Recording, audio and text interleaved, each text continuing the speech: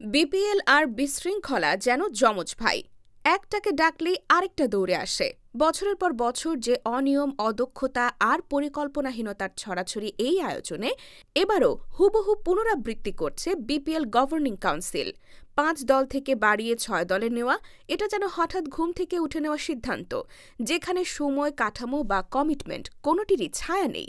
৭ থেকে ৫ দল এমন ঘোষণা দিয়ে স্বচ্ছতার বড় গল্প শুনিয়েছিল বিসিবি।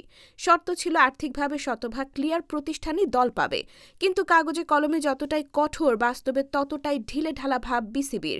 শেষমেশ সেই সিদ্ধান্তও টেকেনি। হঠাৎ করে দল বেড়ে দাঁড়ায় ৬টিতে।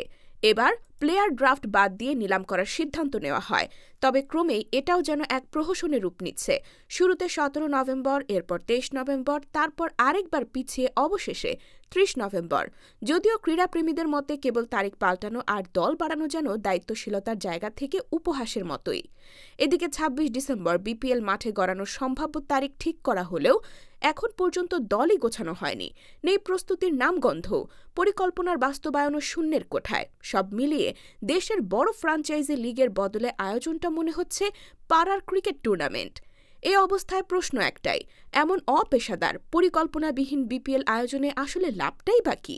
বিপরীতে ক্রিকেটের মর্যাদা আর দর্শকের আস্থা দুটোই নষ্ট হচ্ছে। সেই সঙ্গে বাড়ছে বিতর্কের পাহাড়ও।